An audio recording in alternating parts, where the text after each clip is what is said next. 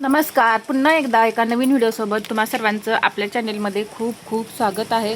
जर तुमच्या पाठीमागच्या आणि पुढच्या मुंड्यामध्ये घोळ येत असेल तर तुम्ही या पद्धतीने आकार जे आहेत, शेप जे आहेत ते देऊन पहा. तुमच्या मुंड्यामधला बराच घोळ जो आहे तो कमी येणार आहे. तर इथे पहा, मी इथं तुम्हाला साईज घेऊन दाखवते 38. ठीक आहे, या पद्धतीने तुम्ही कोणतीही साईज घेऊ शकता. आता पहिल्यांदा आपल्याला ब्लाउजची उंची घ्यायची असते, तर इथे मी उंची घेणार आहे 14 + 1 15 इंच. अजून एकदा असंच मी 15 इंचावरती मार्किंग करून घेतलेलं आहे. एक आता अशी लाईन ओढून घेऊया.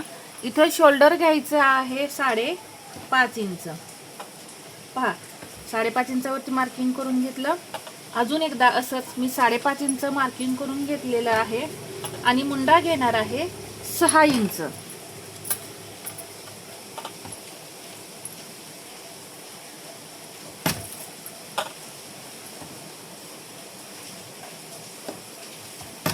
या पद्धतीने आता इथे 38 साईज आहे, तर आपण त्याचा चौथा भाग करणार आहे 9.5 इंच आणि याच्या पुढे हे 1.5 इंच मार्जिन.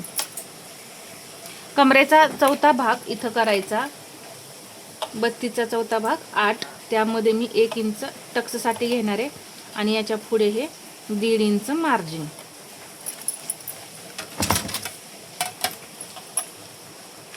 हे असं जोडून घ्यायचं. जोडल्यानंतर आता इथं ट्रिक आहे. तुमचा आता कोणताही ब्लाऊज असू द्या. आता मी पहा, बऱ्याच वेळा 9-10 इंचामध्ये पण क्रॉस बॅक सांगितला, मग परत कमेंट यायला लागल्या की क्रॉस बॅक किती घ्यायचा, कसा घ्यायचा, केव्हा घ्यायचा. तर तुम्हाला याचं पूर्ण म्हणजे ते क्रॉस बॅकचं टेन्शनच नको असेल तर तुम्ही या पद्धतीनं आकार द्यायचा आहे. मी पहा, कधी कधी क्रॉस बॅक नाही घेत, मी डायरेक्ट असं कटिंग करते. तर इथून 1.25 इंच घ्यायचं.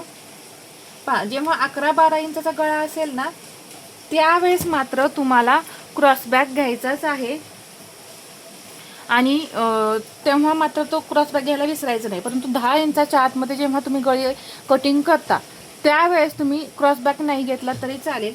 मग काय करा, तुम्ही इथून डायरेक्ट 1.25 इंच, किती 1.2, 1.25 इंच घ्यायचं आणि इथून डाऊन. आता ही जी पूर्ण लाईन आहे त्याचा सेंटर करायचा. किती झाला 3 इंच. म्हणजे जर तुम्हाला तसं जमत नसेल तर असं सरळ सरळ टेप दुमडा आणि सेंटर करा, काही प्रॉब्लेम नाही.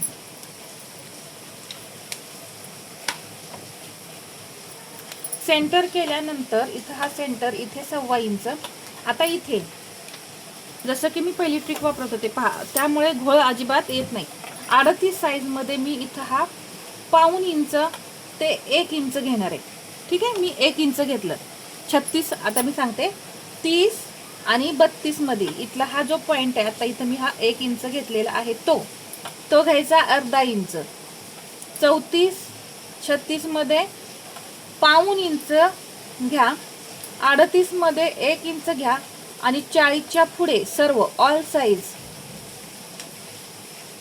40च्या पुढे तुम्ही हा पॉइंट 1.25 इंच घ्यायचा आहे. याने काय होतं, आकार एकदम परफेक्ट येतात. ते कसे येतात तर इथे पहा, हा सेंटर काढलेला आहे.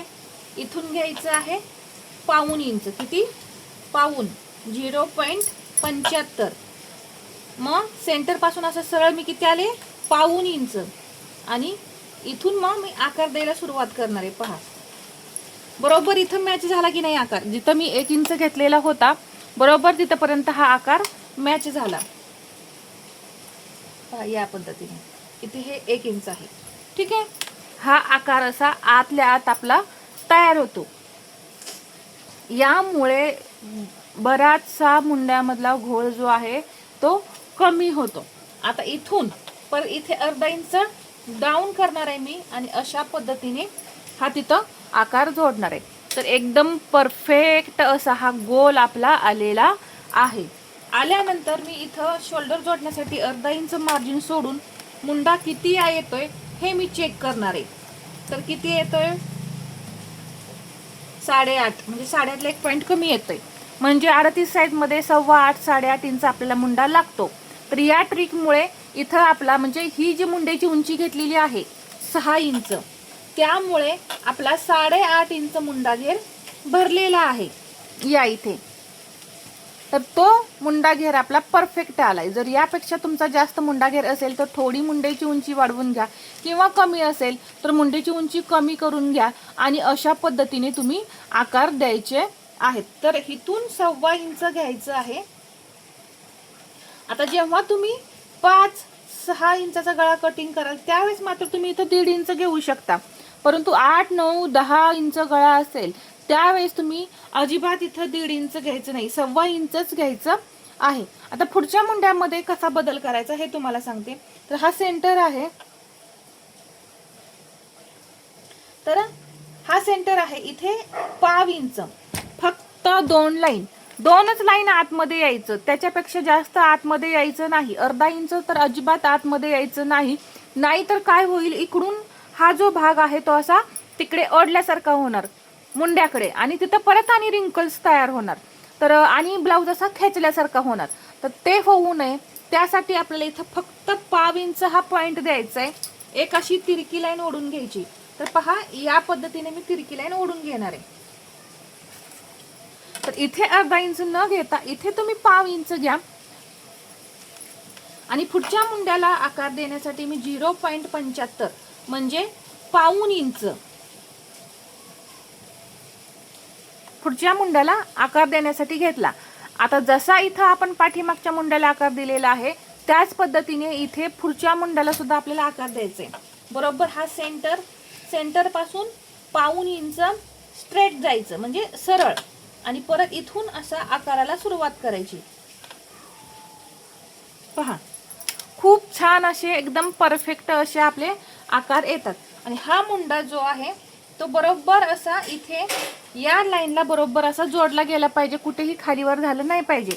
आणखीन म्हणजे या पॉइंटचा आतमध्ये घेण्याचा आपल्याला उपयोग काय होतो, पहा इथेच हे दोन्ही पॉइंट येऊन मिळतात. इथे मग आपलं खालीवर होत नाही, कारण हा आकार जो आहे तो आतमध्येच येऊन मिळतोय. त्यामुळे हे दोन्ही पॉइंट एकमेकावरती बरोबर येतात. त्यामुळे तुमचा इथला मुंड्याचा मुंडा जो आहे तो खालीवर होण्याचा सुद्धा प्रॉब्लेम येत नाही. आणि या पद्धतीने आकार दिल्यामुळे तुमच्या मुंड्यामध्ये घोळ सुद्धा येत नाही. आता इथून तुम्हाला जेवढी शोल्डर पट्टी हवी आहे त्यामध्ये 1.25 इंच तुम्ही प्लस करून घ्या, आणि जेवढी काही गळा रुंदी येईल ती तुम्ही ठेवायची आहे. 10 इंच गळा आहे, 10.5 इंचावरती मार्किंग करून घेतलं. इथे तुम्ही 3-3.25 इंचापर्यंत ब्रॉड करू शकता. म्हणजे आवडीनुसार आपल्याला इथं गळा ब्रॉड करायचा आहे. इथं तुम्ही कोणताही आकार देऊ शकता, पान गळा काढू शकता, पंचकोनी गळा काढू शकता, मटका गळा काढू शकता, किंवा गोल गळा तयार करू शकता. इथे मी 1.25 इंच घेतलं आणि असं डाऊन केला. डाऊन केल्यानंतर इथे सुद्धा आपल्याला 1/2 इंच वरती जायचंय. जेव्हा तुम्ही 11 आणि 12 इंचाचा गळा कटिंग कराल त्यावेळेस इथून वर आपल्याला 1.25 इंच 0.75 वरती जायचंय. आणि जेव्हा आपण 10 इंचापर्यंत गळे कटिंग करू त्यावेळेस मात्र इथे फक्त 1/2 इंच वरती जायचं. आणि हा जो पूर्ण भाग आहे याचा असा सेंटर करून घ्यायचा. इथून पहा मी असा सेंटर करून घेणार आहे. इथे सेंटर आला, टक्सची उंची आली इथे. इथे इकडे 1/2 इंच टोटल आपण जे 1 इंच घेतलेला आहे ते इथे स्टिच करायचं, आणि इथून हा भाग असा जोडायचा. त्यामुळे हा भाग इकडे सरकतो आणि सरळ लाईन मध्ये येतो. हा भाग जो आहे इकडे वरती तो असा सरळ होतो, आणि हा भाग थोडासा डाऊन असा अजून खाली होतो. त्यामुळे इथे सुद्धा मग रिंकल्स येत नाहीत. तर इथे मी जी काही माहिती सांगितली ती तुम्हाला कशी वाटली हे मला कमेंटमध्ये सांगा. आणि व्हिडिओ आवडला असेल तर लाईक करा, शेअर करा, आणि असेच नवनवीन व्हिडिओ पाहण्यासाठी आपल्या चॅनलला सबस्क्राईब करायला विसरू नका. धन्यवाद.